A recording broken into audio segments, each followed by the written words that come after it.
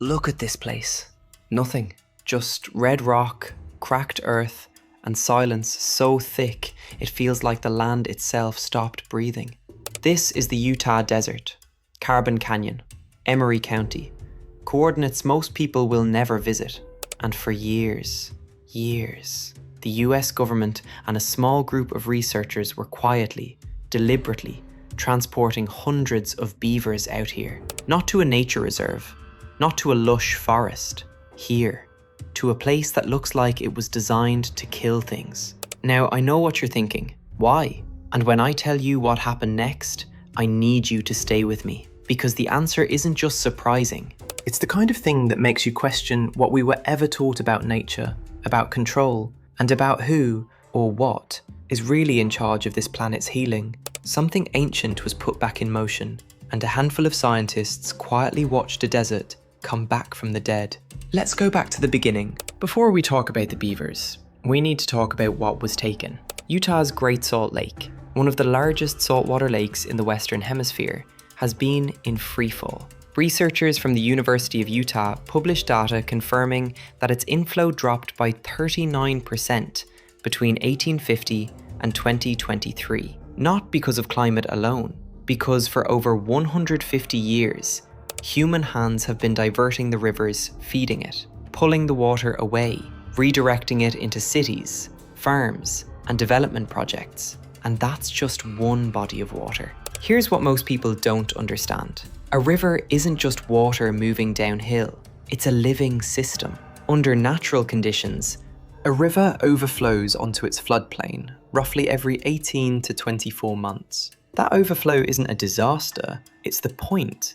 The floodplain holds the water, filters it, recharges the underground aquifer, feeds the meadows, calls the wildlife in. But the moment human infrastructure interrupts that rhythm, the river becomes a canal. Water sprints through it, never soaking in. The floodplain dries up, the meadows disappear, and what was once a self-sustaining web of life collapses like a tent with no poles. Right now, in Utah alone, more than 99% of major rivers, including the Colorado and the Green, have been altered from their natural state.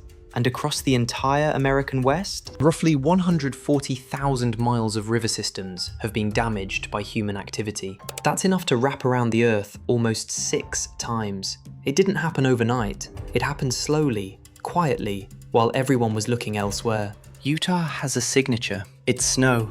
In winter, the Rocky Mountain snowpack functions like a giant natural reservoir. It melts slowly through spring and summer, feeding streams and rivers, keeping the land alive. But since 1979, when Utah began consistent monitoring through the SNOTEL network of remote weather stations, the peak snowpack has declined by approximately 16%. Less snow, less meltwater, lower rivers, ecosystem collapse. It's a chain reaction, and it moves in one direction. And then the fires came. On July 6, 2007, a single lightning bolt struck dry grass near the town of Milford, Utah.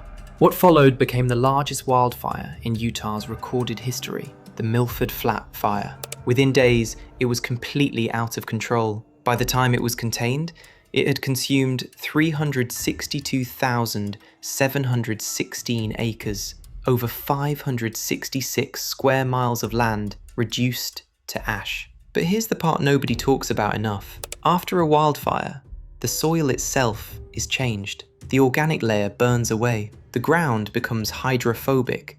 It literally repels water. Every rainstorm that follows doesn't recharge the earth. It strips it. Sediment pours into rivers, banks collapse. Erosion channels carve the land apart. Rivers that were once wide and shallow, with braided channels and little grassy islands, became narrow, fast trenches.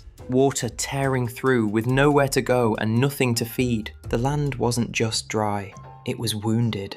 Now here's where it gets strange. Spiritually strange. August 2018, Camas County, Idaho. The Sharps Fire ignites in the Sawtooth National Forest. It burns for 12 days, consuming nearly 64,000 acres of meadow and pine. Over 400 firefighters are deployed.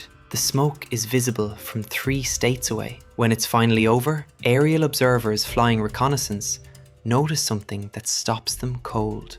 In the middle of the burn zone, surrounded on all sides by grey ash and scorched timber, there is a pocket of green, dense, lush, wildflowers blooming, completely untouched.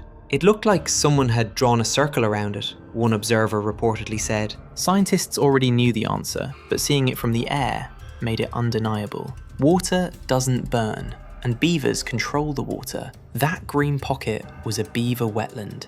The animals had been building dams upstream for years, saturating the surrounding valley floor with groundwater. The vegetation was so thoroughly hydrated that the fire simply went around it. This triggered a full scientific study.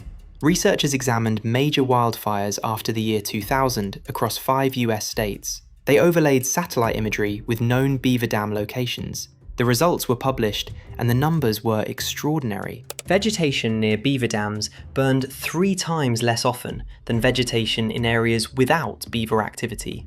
3 times. This wasn't luck. This wasn't coincidence. This was architecture. Ancient, instinctual, biological architecture, built by an animal that was nearly wiped from the face of the earth. Let's talk about what beavers actually were before we destroyed them. At their peak, North America alone supported an estimated 100 million beavers. They ranged from Scotland to Spain, from Syria to Russia, from the Canadian Arctic to the deserts of Mexico. Everywhere there was a stream, there was likely a beaver. Then came the fur trade. Between the 16th and 19th centuries, beavers were hunted to near extinction. Their pelts were worth fortunes in European markets.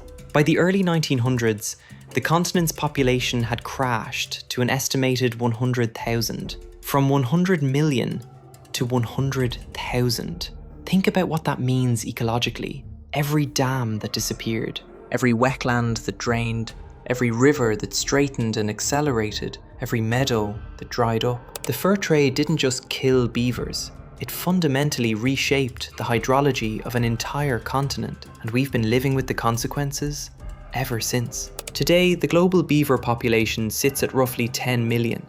A recovery, yes, but still a shadow of what once existed. In Utah's eastern canyon systems, beavers technically never fully disappeared, but the North American fur trade reduced their numbers drastically.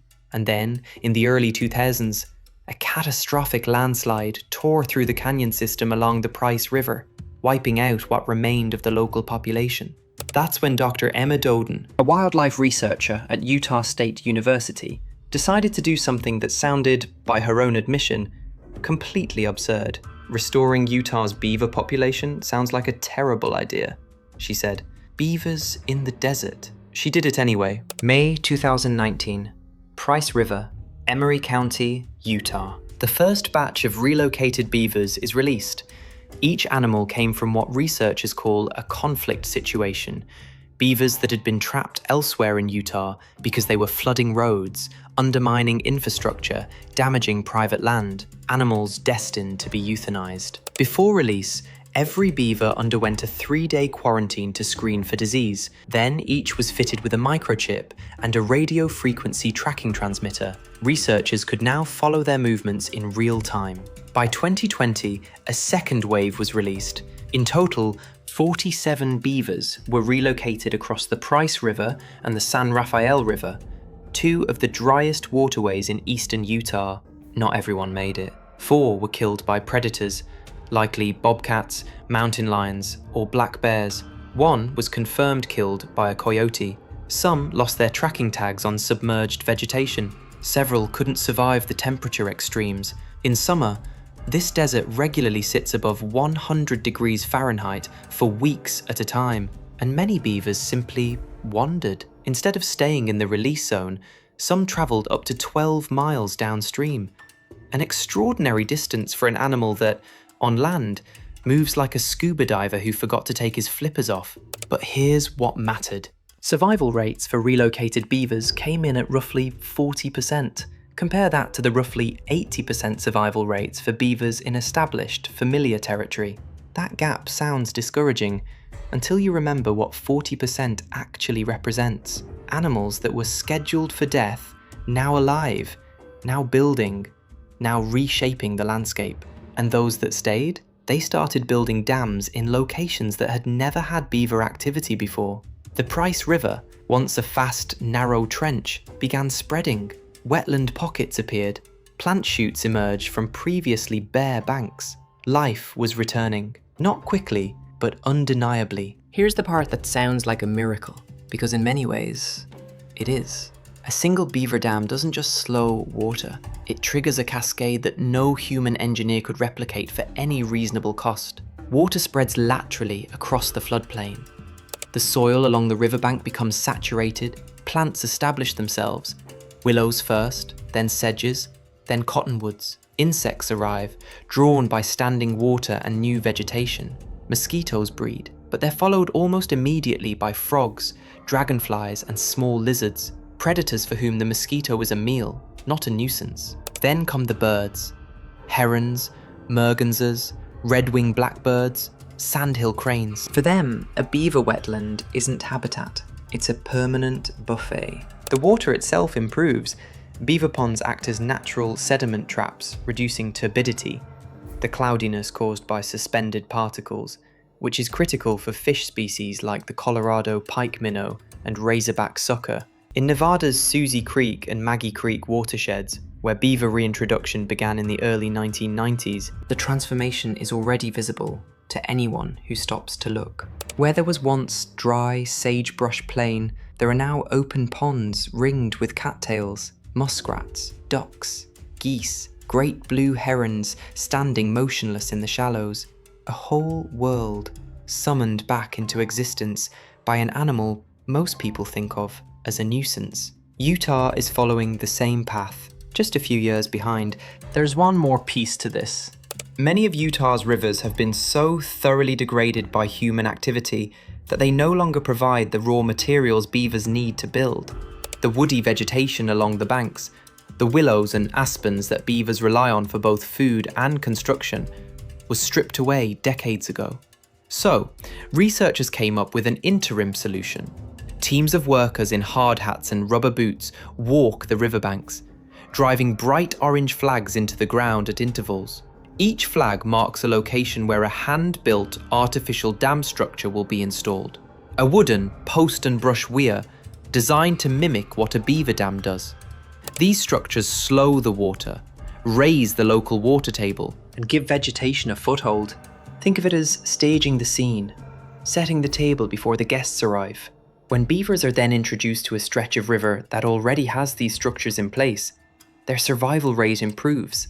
They don't have to start from nothing. They inherit infrastructure, they expand on it, and eventually, the artificial structures become obsolete, replaced entirely by real dams, built by real animals who know exactly what they're doing. In 2020, wildfires burned approximately 9 million acres across the western United States. Forecasters say the trend will continue and likely intensify. But something ancient is being remembered, not by governments, not by corporations, by a small group of researchers, a handful of relocated animals, and the land itself, which, given even a fraction of a chance, appears to want to heal. The Utah desert is still mostly barren, but if you hike down into Carbon Canyon, stand at the edge of the Price River on a July morning, and wait, you might see a ripple, a flat, dark head moving against the current, a beaver building something, slowly turning the desert back into what it was always meant to be. Some people call that ecology. I call it something older than any word we have for it.